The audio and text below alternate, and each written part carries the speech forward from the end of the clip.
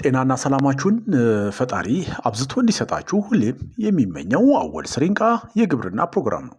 አወል ስሪንቃ የግብርና ፕሮግራም ሁልጊዜ ስለ ግብርና ብቻ መረጃ እየሰጠ ስለ ግብርና ግንዛቤ እየፈጠረ ያለ ቋሚ የግብርና ፕሮግራም ነው። አወል ስሪንቃ የግብርና ፕሮግራም ዛሬ ይዤ የመጣሁት በስንዴ ዙሪያ ነው። ከባለፈው በስንዴ ዋግ በሽታ ዙሪያ አንድ ቪዲዮ ሰርቼላችሁ ነበር።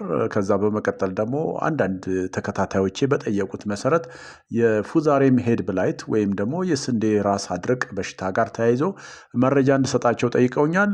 ከዛ መሰረት በማድረግ ዛሬ በዚህ ዙሪያ ነው የምንነጋገረው። የስንዴ ራስ አድርቅ ወይም ደግሞ ፉዛሬም ሄድ ብላይት በሽታ እንዴት ይገለጻል? እንዴትስ ይከሰታል? የሚያስከትለው ጉዳትስ ምን ያህል ነው? መከላከያ መንገዶቹስ ምንድናቸው? የሚለውን የሚመልስ ይሆናል።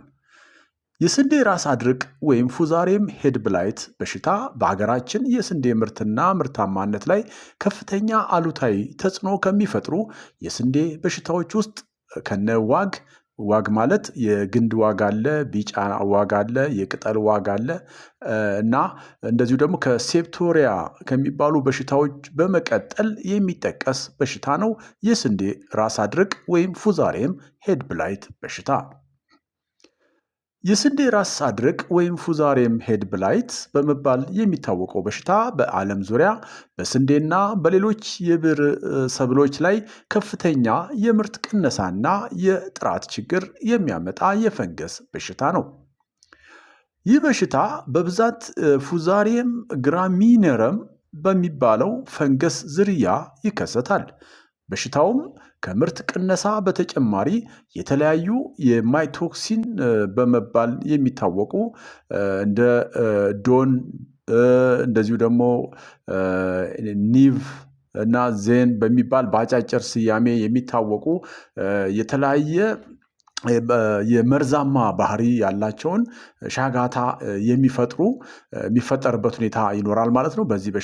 በዚህ ፈንገስ ወይም በዚህ በሽታ አማካይነት የሚፈጠሩ መርዛማ ሻጋታ ናቸው በስንዴው ሰብል ላይ ማለት ነው። በተለይ ደግሞ በዘሩ ላይ በሄዱ ላይ ማለት ነው እና ይህ መርዛማ ሻጋታ ደግሞ በሰውና በእንስሳት ጤና ላይ ከፍተኛ ችግር የሚያስከትል እንደሆነ መረጃዎች ይናገራሉ።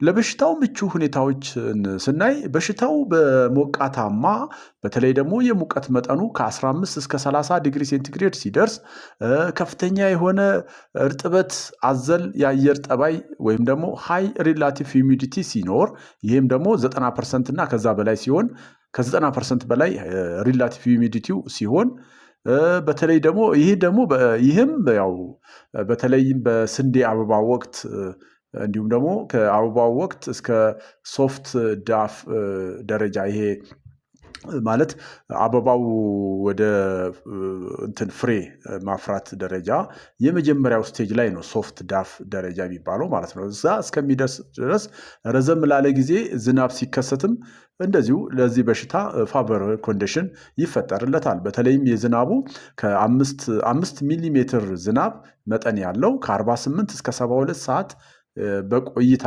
ሰዓት ሲኖረው ለዚህ በሽታ ፋቨረብል ሊሆን እንደሚችል መረጃዎች ይገልጻሉ ማለት ነው እና ለበሽታው መከሰት ትልቅ አስተዋጽኦ ያበረክታሉ።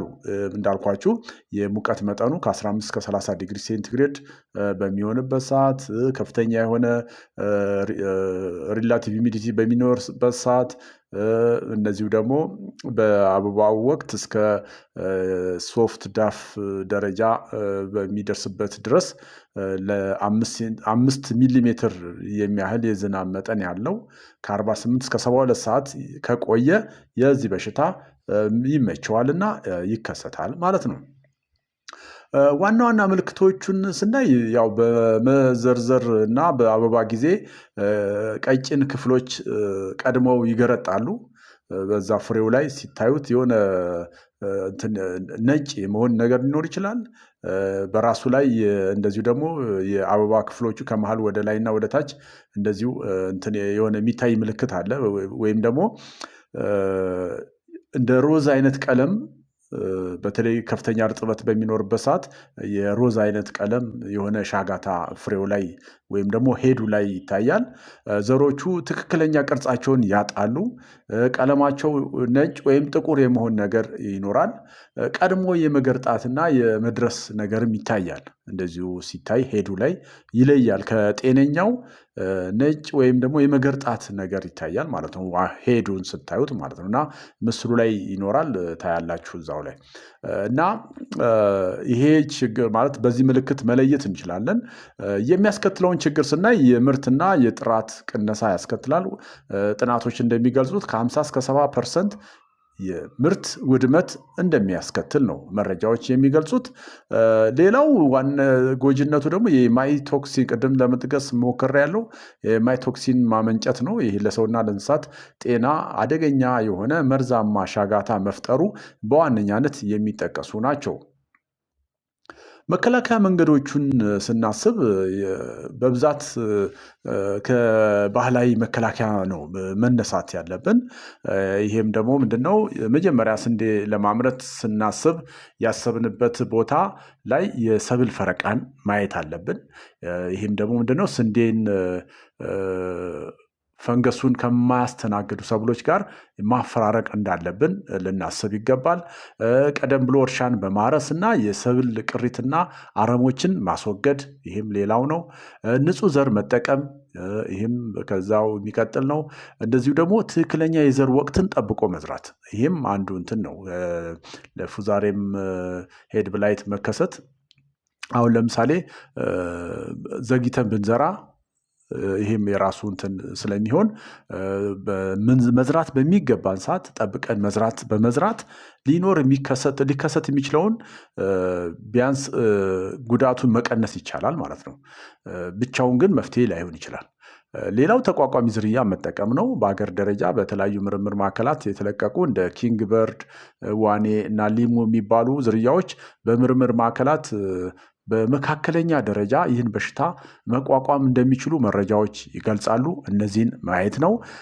ሌላ እንደ ቲቡኮናዞል እና ፕሮፒኮናዞል ይዘት ያላቸው ፈንጊሳይዶችን መጠቀም ይመከራል። ይህ እንግዲህ ስናስብ የምንረጭበት ትክክለኛ ጊዜ በአበባ ወቅት ሊሆን ይገባል። በተለይ 50% አበባው ቢጫ ወይም ነጭ ላይ ሲደርስ በ6 ቀናት ልዩነት 2 ጊዜ በመርጨት መከላከል ይቻላል ማለት ነው። እንግዲህ ከሁሉም በላይ ግን ማሰብ ያለብን የተቀናጀ መከላከል ዘዴዎችን ብንጠቀም የበለጠ ይመከራል። ይህም ማለት ምንድነው? ኬሚካል ብቻውን መርጨት ትርጉም አይኖረውም። ሰብል ፈረቃ ብቻውን፣ ንጹህ ዘር መጠቀም ብቻውን እንደዚህ አይነት ነገሮች ብቻቸውን በተናጠል ብዙም ውጤታማ አያደርገንም። ስለዚህ እነዚህን አቀናይተን ነው ትኩረት አድርገን የመከላከል እንቅስቃሴያችን መጀመሪያ አለብን። ስለዚህ የተቀናጀ መከላከል ዘዴዎችን ብንጠቀም የበለጠ ይመከራል።